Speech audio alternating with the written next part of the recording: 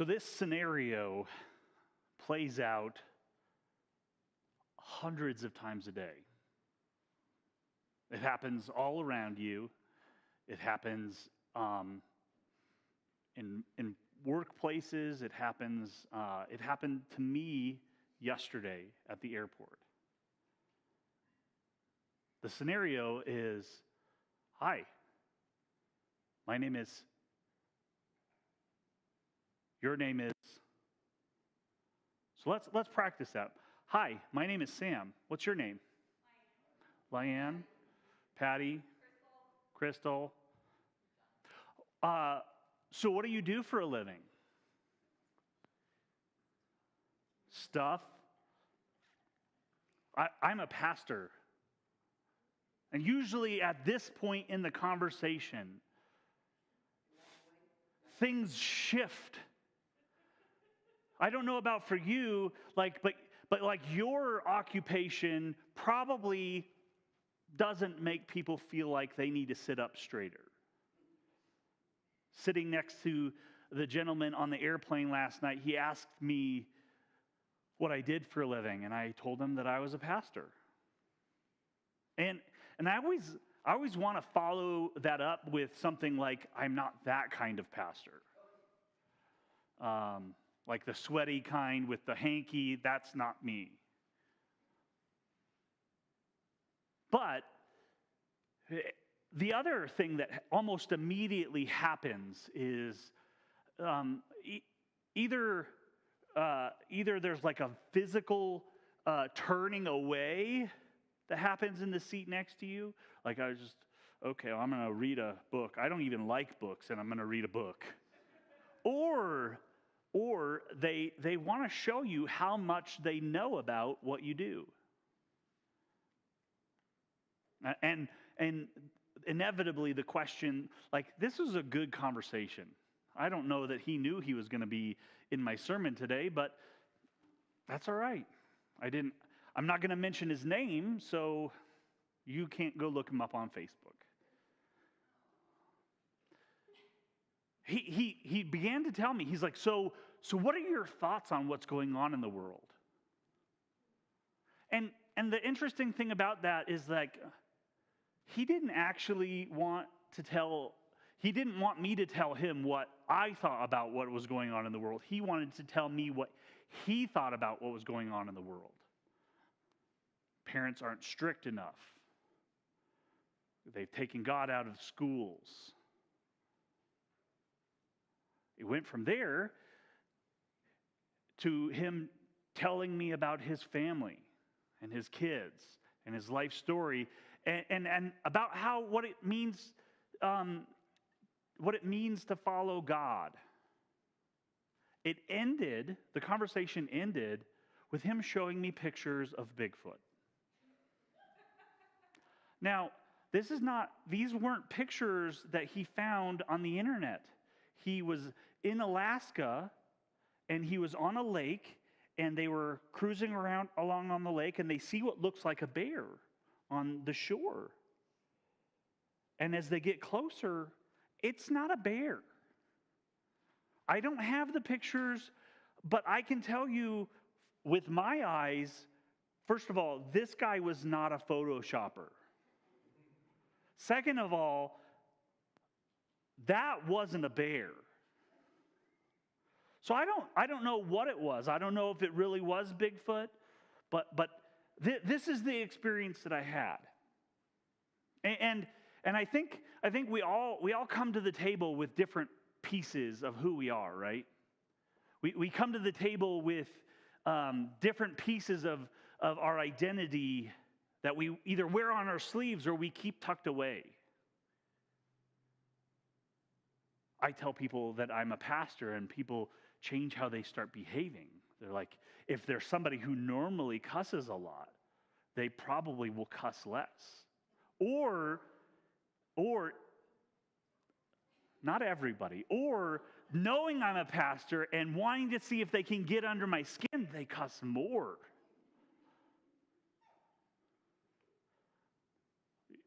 The truth is, you're not going to get under my skin. Not at least that way. We all bring these things to the table, different pieces of who we are. It's interesting when you ask the question, who are you? The things that come up. I'm a husband. I've been married for 21 years. I'm a father. I have 4 daughters. And it's interesting what each of those pieces of who we are bring up in the conversation. I'm a husband of 21 years. The response is often, you don't look old enough to have been married for 21 years. You're right. I have 4 daughters. I'm sorry. I'm not saying that's how I feel about it, but that's the response I get. I feel for you. That's a lot of estrogen. It is a lot of estrogen. You're right. There are different pieces of who we are that are part of our story, a part of the experience that we have in the world that maybe we don't bring up in the introductory conversation. We're shaking hands in the lobby of a hotel with somebody you just met. You don't bring up the baggage that you bring to the table. Maybe not. Maybe you do. I don't know your life. We all have these different parts of who we are, these different parts of our story, and parts of our story that identify us right now for where we're at. And some of those things we're really proud of. And some of those things we're not as proud of. Some of those things that are things that we would keep secret if we could. Some of those things are things that if we're pretty sure that if other people knew these things about us, they would probably pull back, withdraw. There are times where I feel like that when I introduce myself as a pastor. Like, they assume that I'm judging them. I have to say that's hard for me because I try really hard to not be a judgmental person. I try very hard to accept people where they're at right now. And it's hard for me when people's negative perceptions of what a pastor is color their view of who I am. That's a challenge. We're wrapping up the series Crazy Stupid Love this morning, and we're going to be looking at a passage in the book of Luke again. We're not looking at the same passage we looked at it last week. That's not what I mean by again. Sometimes I say things, and when I say them, I hear how they might be misunderstood, and so I have to explain it, and then I find out later that nobody misunderstood me that way.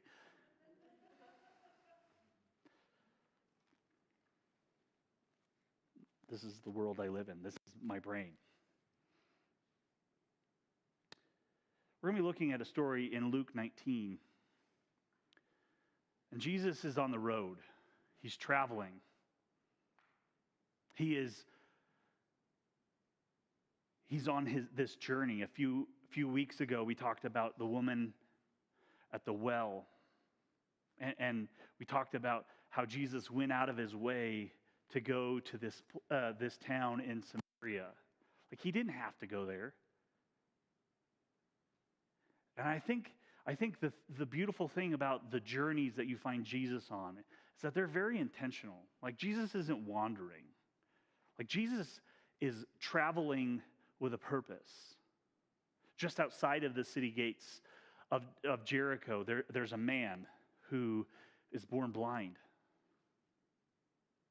And as Jesus is approaching, someone says, "Oh, it's Jesus. Jesus is coming." And the man hears that. And he puts aside all decorum.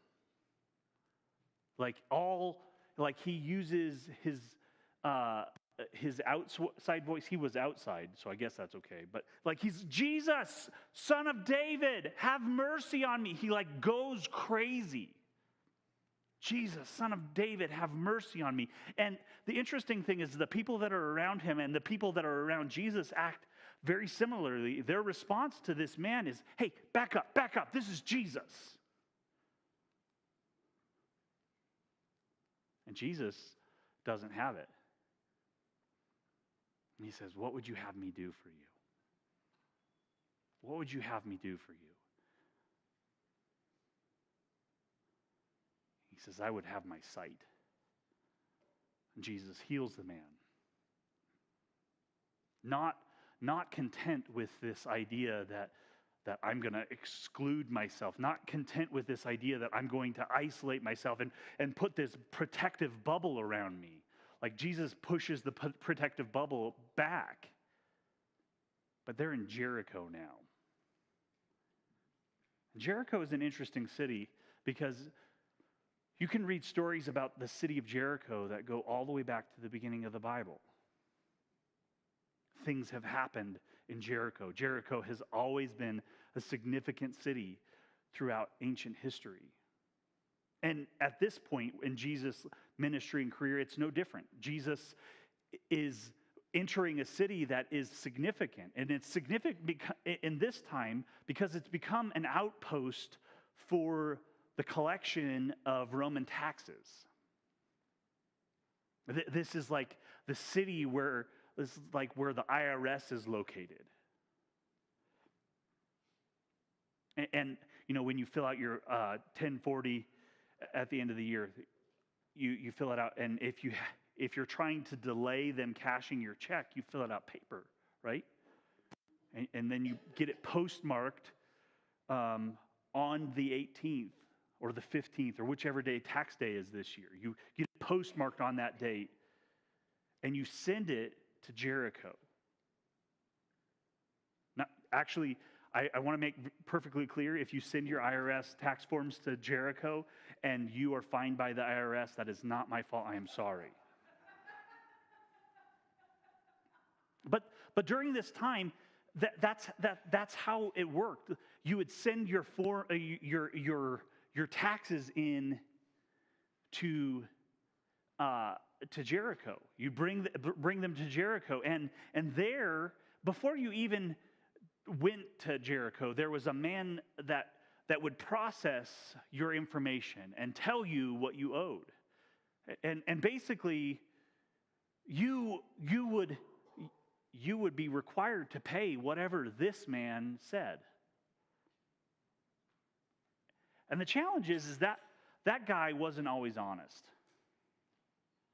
I feel like sometimes I hear people talk about this time of year and they're like, that guy still works at the IRS. And that man would say, you owe this much. You owe this much, and you have to pay it, or else.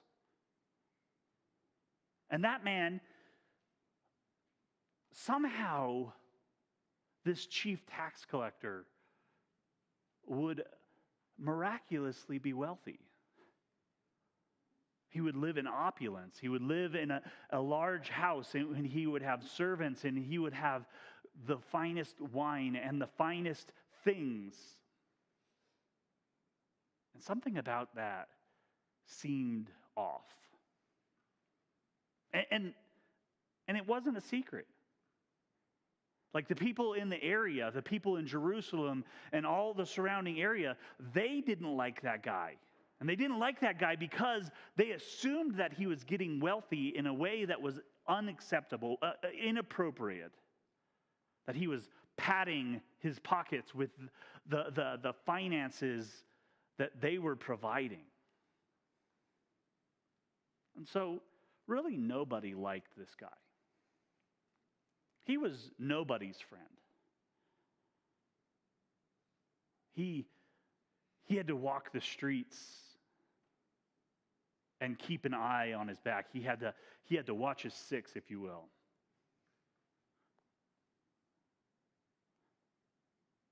People had it out for him.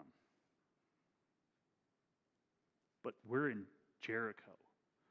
And Jesus is in Jericho. It's interesting because wherever Jesus goes, a scene is made.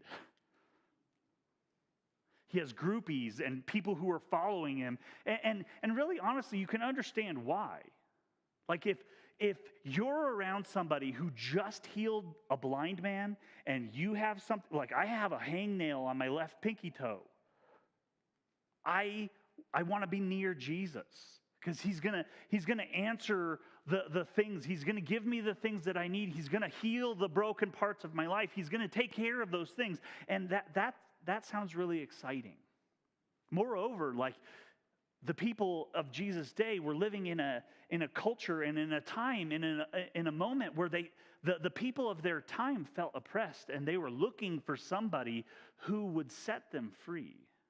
They were looking for somebody who would open the door, who would answer the question of, when will we be free?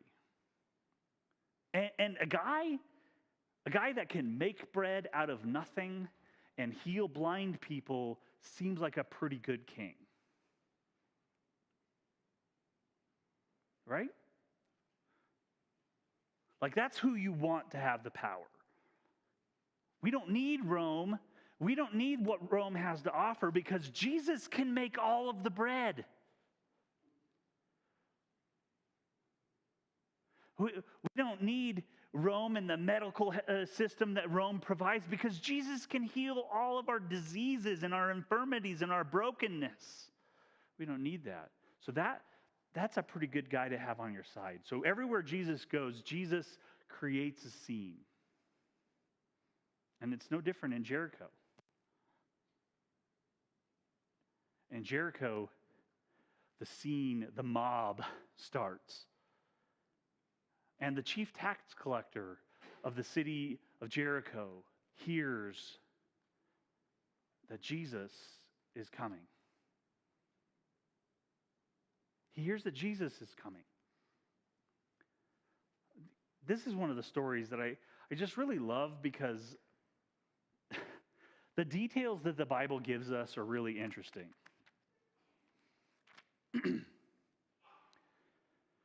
Jesus entered Jericho and was passing through.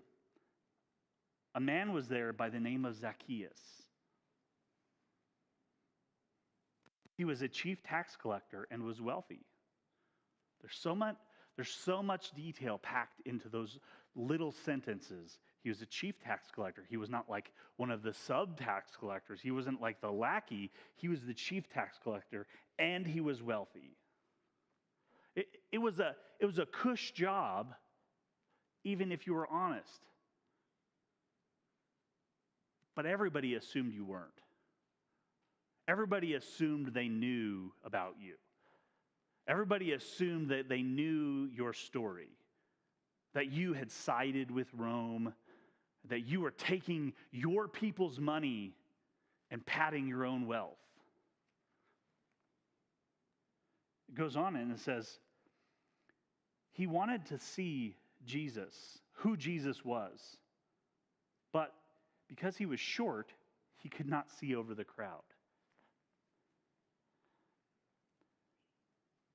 Because he was short, he could not see over the crowd. So imagine Zacchaeus. He is a man who is wealthy, has things going for him, but the reality is that nobody really likes him. He's not tall. He's a short guy. And he hears this significant figure has shown up in town. He's curious. He's curious about what the hubbub is about. Because here's the thing, like a shift in power, not only a shift in power, the power dynamics of the culture is not only something that could benefit him, it could also affect him negatively. So he's curious. He wants to know what's going on. And I don't know if you know this, but there's lots of ways to get high.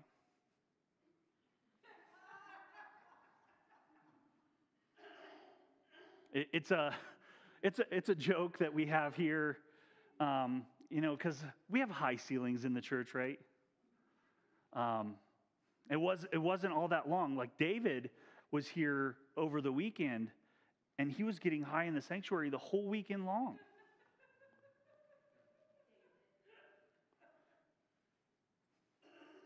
He was on a ladder. Um, it's just, it's kind of the joke whenever we have to do work in the ceilings. Walked in, I caught Mike getting high in the sanctuary. Can you believe that, Alice?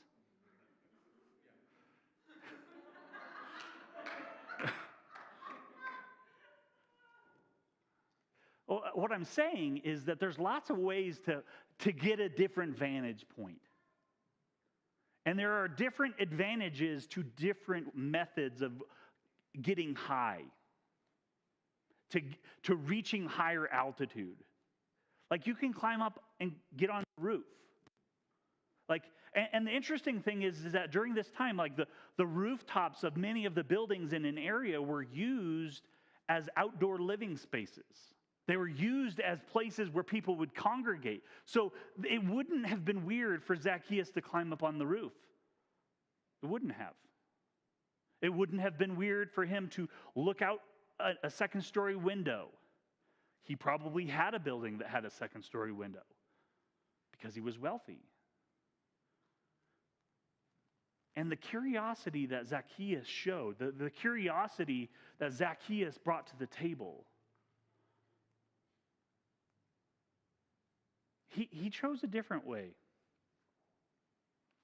He was short. He couldn't see over the crowds. He wanted to get a different vantage point, and he chose to climb a tree. Have you ever climbed a tree? I think there's something really fun about climbing trees. Climbing a tree is not only a really good way to get a different vantage point. Like there's a scene in the Hobbit where they're walking through Mirkwood. The party is walking through Mirkwood, and they've gotten lost. They've gotten lost, and they can't figure out where they're going. And Bilbo climbs one of the trees. He climbs all the way to the top, and he gets a different vantage point. But something else happens while he's up there. Because he's up in the tree, something is happening down below, that the rest of the group is being attacked. And Frodo is somehow saved because he's obscured from the things that are happening below. I think maybe, just maybe, there's a possibility that the reason why Zacchaeus chose to climb a tree was not just so he could get a better vantage point. It's also so that he wouldn't be seen. He wasn't very popular. People wanted to hurt him. People wanted to attack him. People wanted to kill him. People didn't like him. But there's something about this guy. There's something about this man, this Jesus. Jesus was in Jericho. Jesus was here. And I got to know who he is. So he ran ahead and climbed a sycamore fig tree to see him, since Jesus was coming that way. You go to that next slide. This is a sycamore fig tree. Pretty good place to hide. Pretty good place to get a different vantage point, but also be a little bit obscured from the crowd. I want to see what's going on, but I don't want to show that I'm interested. I want to see what's happening, but I don't want to show that I'm curious. There's something remarkable about this story. We don't have a record, and maybe it's because everybody had to pay their taxes, and that's why Jesus knew the name of the chief tax collector. He was familiar with the person. But like Jesus looks up in that tree from a distance. He sees this man in the tree. And he doesn't say, hey, what are you doing up in the tree? He doesn't say, who is that guy up in the tree? Verse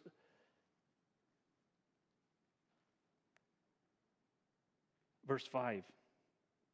When Jesus reached the spot, he looked up and he said to him, Zacchaeus, come down immediately. Jesus calls him by name.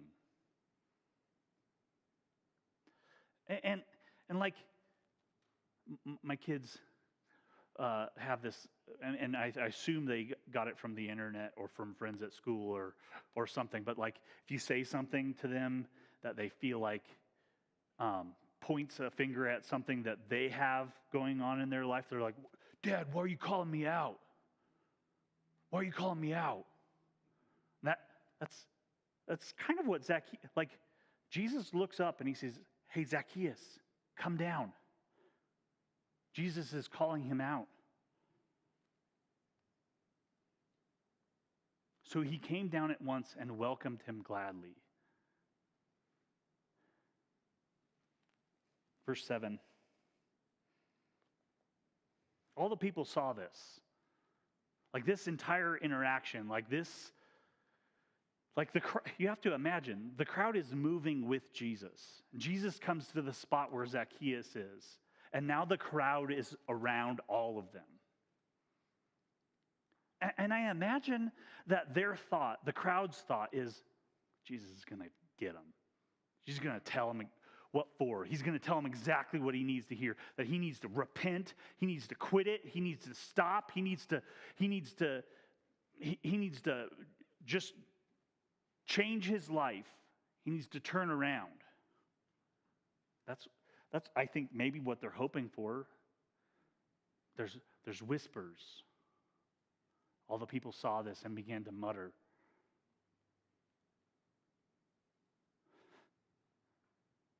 Isn't that how it works? Jesus shows up. He starts doing what he does. And people don't like it because Jesus doesn't do what he is expected to do. He doesn't topple the empire. He doesn't overthrow the kingdom. He doesn't pull down the powers and the principalities. What does he say to Zacchaeus? What does he say?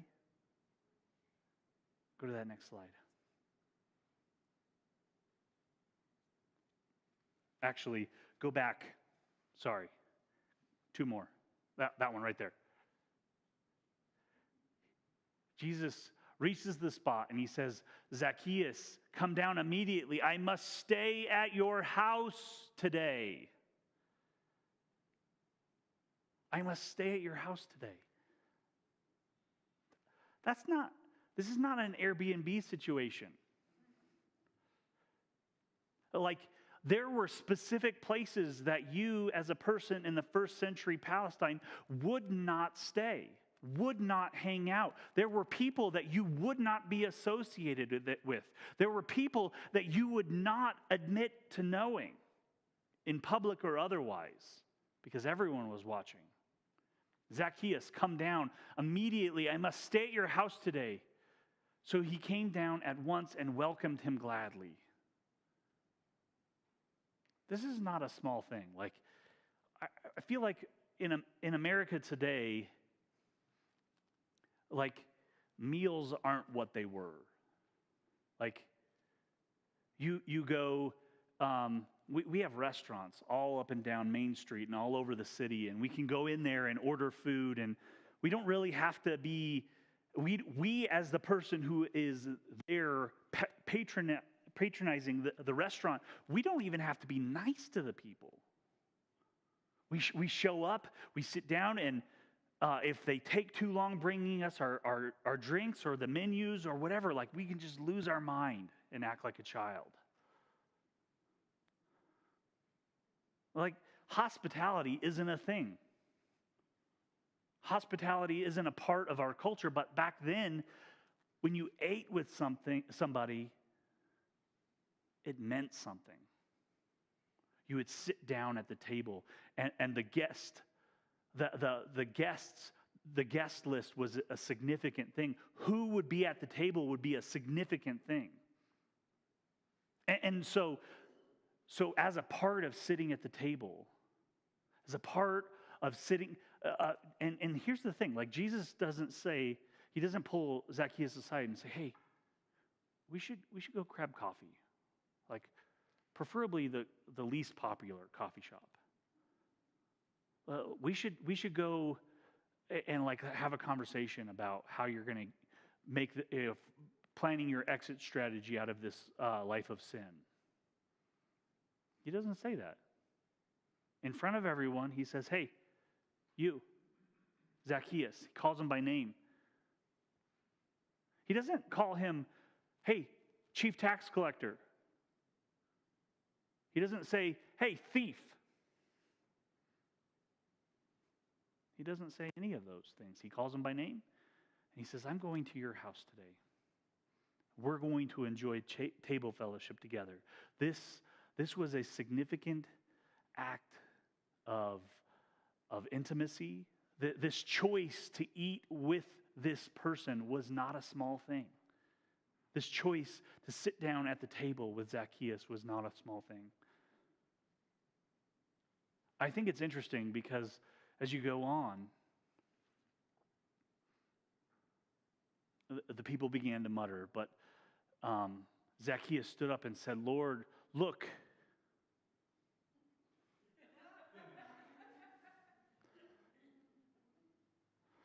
It's me. I'm the problem. It's me.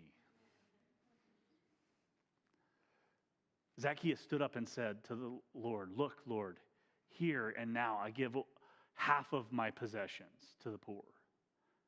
And if I have cheated anybody anything, I will pay back 4 times the amount. Like I think we want that commitment up front a lot of times.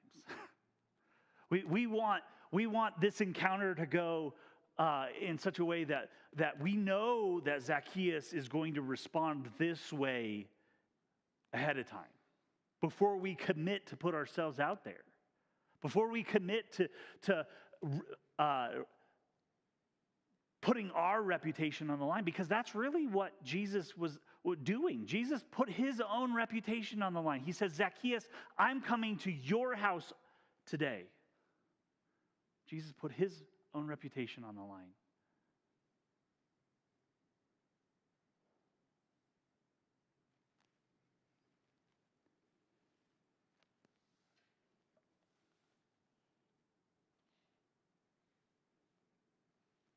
Verse 9. Jesus said to him, today salvation has come to this house, because this man too is a son of Abraham, for the Son of Man came to seek and save the lost. We all bring a lot of things to the table, a lot of pieces of who we are, a lot of parts that we identify with, and things that define us.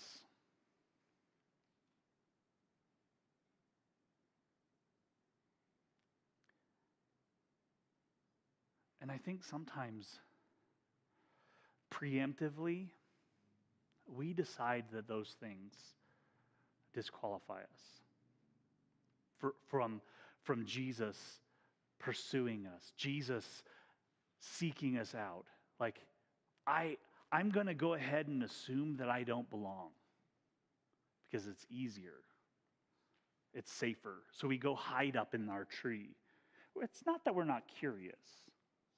We want to know what's going on. We go hide up in our tree and we're like, I want to figure it out. And we live in an age where this is easier than ever. Like, you can be curious about what's going on in your local church without ever even attending, without ever having to show up. But here's the thing. Here's the thing in this story. Jesus saw Zacchaeus up in that tree.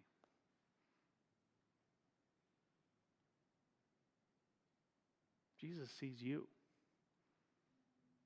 right where you're at. With all of the list of things that you've told yourself disqualify you from being at the table. All of the different pieces that you've decided mean that you don't belong. The beautiful thing is that Jesus saw Zacchaeus. He sees you right where you're at with your list. And the beautiful thing is that Jesus doesn't care about what the crowd thinks. Jesus doesn't care what the mob thinks about him. He doesn't care. He says, Zacchaeus, I'm going to have dinner with you because I love you. Because I want you at the table. I want you. And it's not, he doesn't say, I want tax collectors at the table, though that's what he's accused of.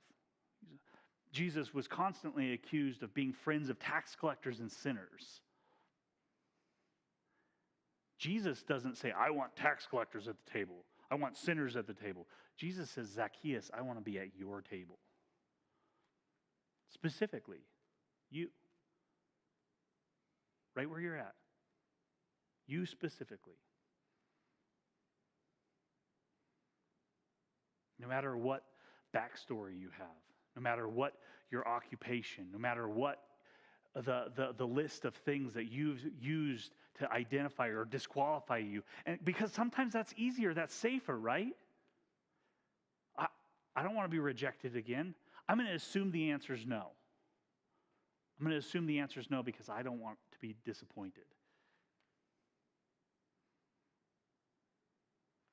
God sees you.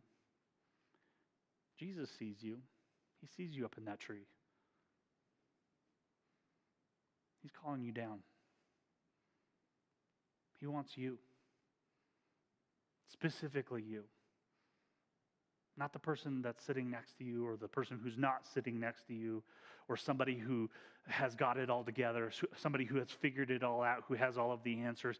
Specifically you. The mess that you're in. The broken place that you're in. The hurt that you're in. Specifically you. He's calling Zacchaeus. I know it's weird that he's calling you Zacchaeus, but stay with me. Zacchaeus, I want to eat with you. I don't care what the crowd thinks. Come sit at the table. There's room at the table. Tony sang that song earlier, and I would like to invite him back up to sing for us one more time.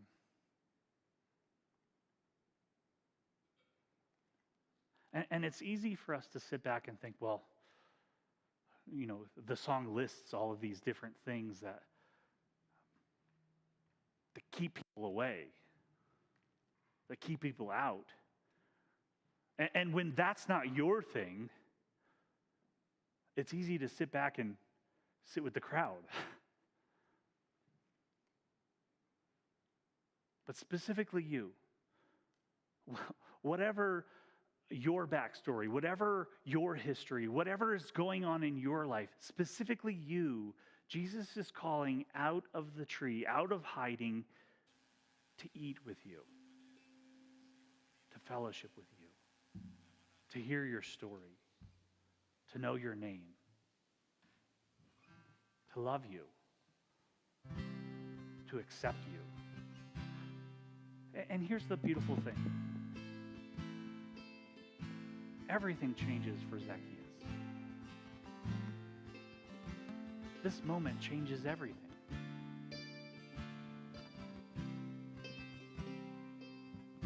This moment doesn't happen to change everything. This moment happens because Jesus sees Zacchaeus right where he is.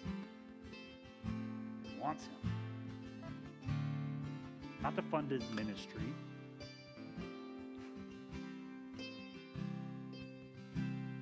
could have. Zacchaeus could have funded Jesus' ministry. Jesus doesn't care about that. Doesn't care what the crowd thinks. I want to eat with you. I want to sit with you. You. Specifically you.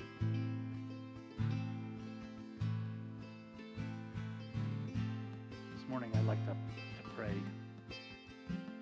And as we pray, I want to ask you this. Are you somebody who has created that list? Why you don't fit? Why you don't belong? Why it's not you? I just want you to hear your name. Hear your name. Today, hear your name.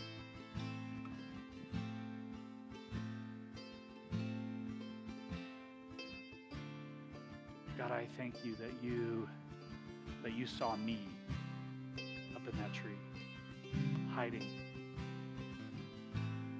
my shame,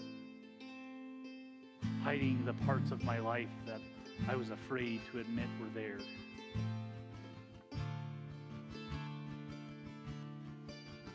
You called me by name.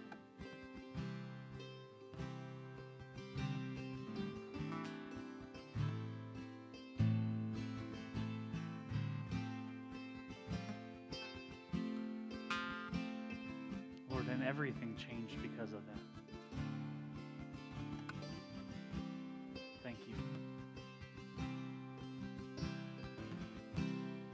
As we sing this song, as we sit and listen to it, I just want you to hear